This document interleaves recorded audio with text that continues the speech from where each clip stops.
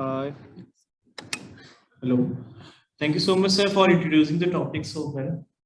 A very good evening to all of you. It has always been a pleasure to be in the city of Prayagraj. As sir has told that this is my second home, you can say. I have acquired my UG and PG from this very Allahabad Medical College.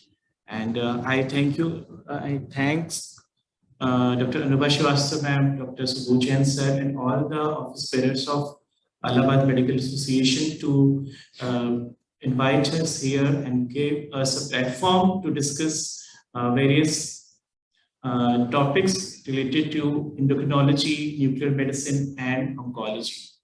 So today we are here to discuss a very important topic, as is already told, that metabolic disorders like diabetes, obesity, hypertension, and cardiovascular diseases are increasing at a very alarming rate. And there are various interlinking and interplay between various hormonal disorders like thyroid disorders, diabetes, cardiovascular diseases, and hypertension. So let's have a look on the association of hypothyroidism with cardio-diabetes. Hypothyroidism is the most common endocrine disorder after diabetes, and it has a lifetime risk of around 2 to 3%, and it has been linked to an impaired quality of life as well as association of various other comorbidities like diabetes and hypertension. And despite multiple clinical trials, disagreement persists as to whether hypothyroidism is independently associated with increased cardiovascular risk or not. Now, the prevalence of hypothyroidism in diabetes and hypertension combined in India is around 33%, while the prevalence of hypothyroidism in diabetes alone is around 24%. And hypothyroidism may be the underlying cause in around 15% of patients having dyslipidemia. Now, the major mechanisms of the effects of hypothyroidism on cardiovascular parameters, how these hormones affect the lipid disorders and causing hypertension and cardiac diseases. When we come to the lipid profile, hypothyroidism causes an increase in total cholesterol levels, increase LDL cholesterol while decrease HDL, and increase in triglycerides and ApoB.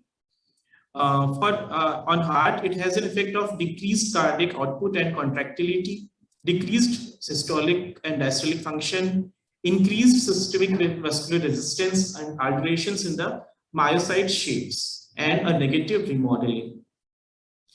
Then on blood pressure, it has increased arterial stiffness, decreased cardiac output, a narrow pulse pressure causing decreased renin secretion and increased salt sensitivity. And for on vessels, blood vessels, it causes dyslipidemia and along with impaired endothelial dysfunction and low-grade inflammation. So all these factors synergistically act and they cause cardiovascular dysfunction, metabolic derangements, along with increase in blood pressure and lipid derangements. Now here in this line graph, we can see the hazard ratio for cardiac coronary heart disease and the heart failure event when based on the TSH levels. And we can clearly see that at the higher TSH levels, when it is above the range, that is in hypothyroid patients, and when TSH comes below the range, that is in hyperthyroid patient. In both these cases, the hazard ratio for cardiovascular events are increased. So the increased as well as decreased thyroid levels can hamper the cardiovascular functions. So TSH more than 10 increases cardiovascular disease mortality and heart failure events by 58% and 89% respectively. Now the effects of hypothyroidism on diabetes.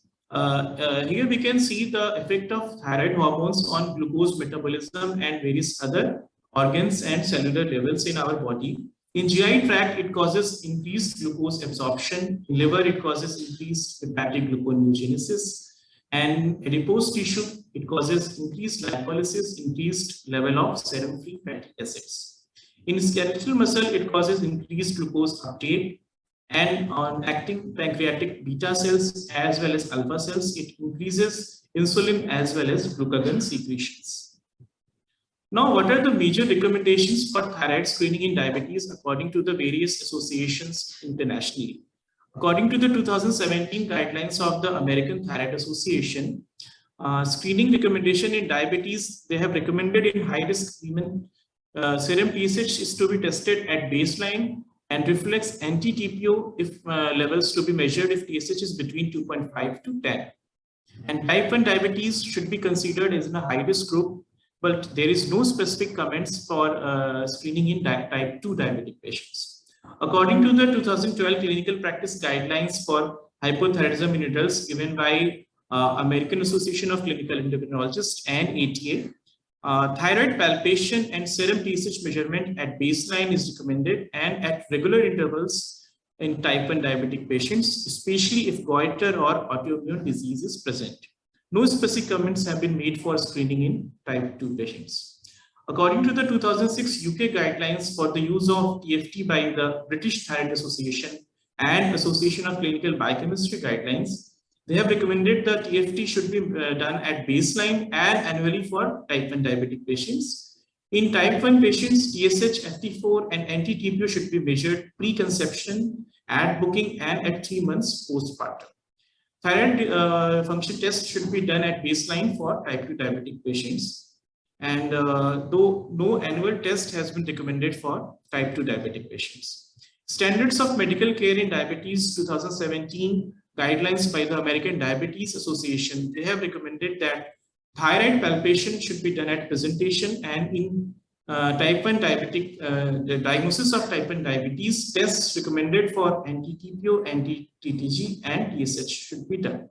Frequent rechecking of symptoms is suggested, and there is but no mention of monitoring thyroid function in type 2 diabetic patients or patients of gestational diabetes mellitus.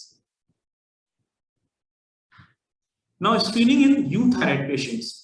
In euthyroid type 1 diabetic patients, annual TSH screening is required for all patients. In euthyroid type 2 diabetic patients, an annual TSH test is only needed in those whose TSH is level around 2 or detectable or having a detectable anti-TPO antibodies. In other patients, a TSH test is recommended for every 3 to 5 years. So this is an algorithm that if patients is euthyroid, if type 1 diabetic patients, we should go for TSH levels as well as anti-TPO and anti-thyroglobulin antibodies. If for patients of type 2 diabetes, we can have a baseline TSH screening and measure the dyslipidemia and lipid profile also. And if female in more than 50 years of age, that is in postmenopausal females, screening should be done annually or biannually. Now, the management of hypothyroidism in diabetic patients. Lifestyle management and medications are the vitals to control diabetes and prevent complication. It is always known, and untreated or inadequately treated thyroid disease can negatively impact diabetes control. So for a proper glycemic control, we should have a proper thyroid levels also. And for thyroid hormone replacement therapy, it results in normalization of insulin sensitivity and improve the ability of insulin to stimulate glucose disposal related insulinemia. Now, effects of hypothyroidism on lipid profile. Hypothyroidism is one of the main secondary causes of dyslipidemia. It is a common finding in patients with clinical hypothyroidism and consists of high level of total as well as LDL cholesterol. Patients with subclinical hypothyroidism have a disturbed lipid metabolism, which is a risk factor for atherosclerosis and subsequently coronary heart disease. Prevalence of subclinical hypothyroidism among patients with dyslipidemia ranges from 1.4 to 11.2%, and about 13% of all the subjects with lipid abnormalities have thyroid disease. So here you can see the impact of hypothyroidism on lipid profile. In patients of overt hypothyroidism, there is increase in total cholesterol, LDL cholesterol with decrease in HDL and increase in triglycerides and ApoB. In patients of subclinical hypothyroidism with a TSH level less than 10, total cholesterol is increased, LDL is increased, HDL is decreased, while no effect is seen on triglycerides and ApoB levels. And in subclinical hypothyroid patients with a TSH level more than 10, except triglycerides, all the factors are affected like in overt hypothyroidism. Now, the impact of dyslipidemia in thyroid function. Dyslipidemia may be an important intermediate link between subclinical hypothyroidism and cardiovascular disease. So, subclinical hypothyroidism, there is dyslipidemia, a low-grade chronic inflammation factors, insulin resistance, as well as oxidative stress. And all these factors together, they cause endothelial dysfunction, which further causes atherosclerosis and give rise to various cardiovascular events. So, thyroid screening recommendation in patients of dyslipidemia. Before starting hypolipidemic therapy, there should be an evaluation of thyroid functions. And according to the Indian Thyroid Guidelines 2011, it is recommended in all patients with elevated lipid levels, they should be screened for hypothyroidism. And according to the 2017 guidelines of ASE and ACE, secondary cause of dyslipidemia must be excluded with a thorough medical and dietary history as well as laboratory testing for thyroid. Now, impact of levothyroxine treatment or supplementation or cardiovascular disease. Effect of levothyroxine on blood pressure in subclinical hypothyroidism. A systematic review and meta-analysis to assess whether LT4 should reduce blood pressure in subclinical hypothyroidism. Various randomized control trials assessing effect of LT4 on blood pressure or prospective follow-up studies comparing blood pressure with LT4 included, and mean systolic blood pressure and diastolic blood pressure differences were evaluated. So total 29 studies including 10 RCTs and 19 prospective follow-up studies were included. And in this study, you can have like these RCTs were done. And in meta-analysis of 10 RCTs, it was found that LT4 significantly reduced systolic blood pressure by 2.48 millimeter of mercury. And effect of levothyroxine on lipid profile, a randomized double-blind placebo-controlled clinical trial, and carotid artery intima media thickness, which was measured with high-resolution ultrasonography, and lipid profile were assessed in 45 patients at baseline and at 6 months of giving levothyroxine therapy when compared to the placebo. And no lipid-lowering drugs were used during this study period. The patients were compared with age and sex matched 32 controls which were euthyroid. And this was the findings of the baseline and in the after therapy. The various parameters you can see which was evaluated are BMI, SPP, diastolic blood pressure, TSH levels, total cholesterol and LDL cholesterol. When we come to the total cholesterol level, at baseline it is around 214. And in the LT4 group was to be given LT4 therapy, and in placebo group it is almost same, it was 213. And after therapy, we can see that in the group who was given LT4, it reduced to 191, while in placebo group it increased to 219. And when we talk about the LDL cholesterol, the baseline was in 138, around 138, while after therapy it reduced to 119 in the group which was given LT4 therapy, while it increased to 141 in the placebo group. Now, the NHLBI 2019 guidelines for management of thyroid dysfunction coexistent with cardiovascular disease. For atrial fibrillation, there is recommendation that thyroid testing for a first episode and when ventricular rate is difficult to control. And beta blocker is to be given to control the ventricular rate when complicating thyrotoxicosis. For heart failure, thyroid testing is recommended at initial presentation, and same with the dilated cardiomyopathy. In case of overt hypothyroidism, the patients with known CAD start with low dose levothyroxine and increase dose slowly. If unable to tolerate full dose, additional measures is to be done to treat CVD. And in case of subclinical hypothyroidism, treat all patients or consider treatment with TSH level persistently above 10 And consider treatment if TSH is between 4.5 and 10 with ASCVD risk factor, with heart failure or associated risk factors for patients with. And for patients who are having TSH level between 4.5 and 10, who are less than 65 years and increased cardiovascular risk, particularly TSH persistently more than 7. So the management of concomitant hypothyroidism and ischemic heart disease. We have a dictum starts low and goes slow. So monitor for the development of angina or other cardiac symptoms such as tachyarrhythmias while up-titrating the dose of levothyroxine in such patients. With the current use of beta blockers, most patients with CAD can be fully treated with levothyroxine without any difficulty.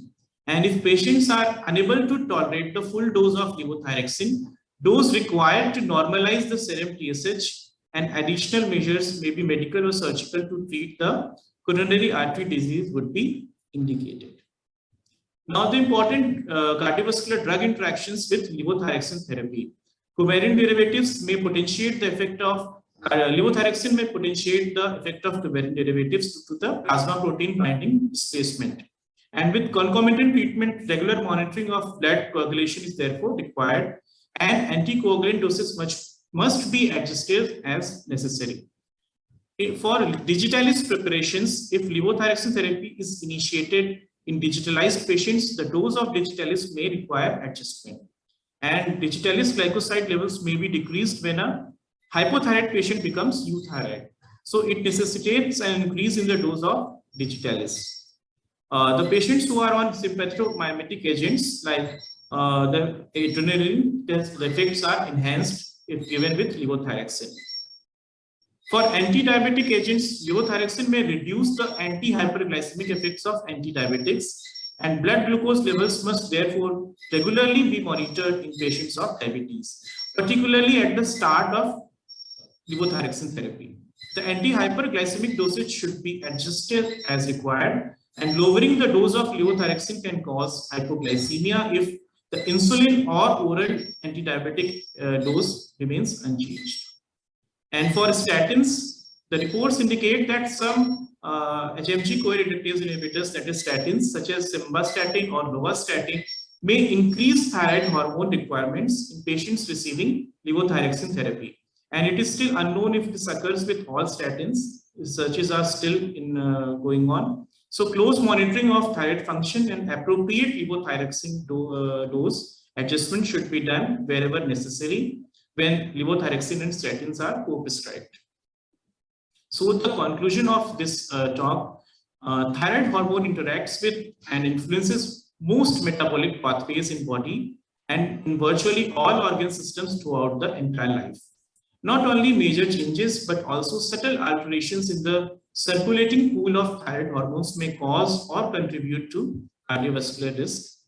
Thyroid hormones regulate the expression of enzymes involved in all the steps of lipid metabolism, leading to the development of qualitative and quantitative changes of lipids in thyroid diseases.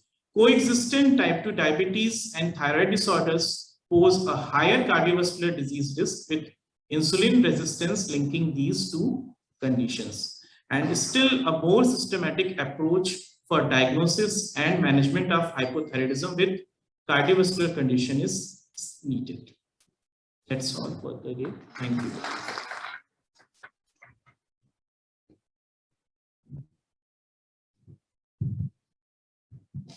I'd like to have one query. Suppose patient is diagnosed hypothyroidism and he's having dyslipidemia also, hyperlipidemia. Should we start the statins right from the start, or should we wait for? No, sir. We should wait for because most of these patients in the of hypothyroidism, they become their lipid profile come to the normal range just with the levothyroxine supplementation. So we should wait for a few months, and if patient is still not come into the normal range in the lipid profile, then we can think of adding statins based on the patient's condition and other cardiovascular risk factors. Now, how is open for any query for this?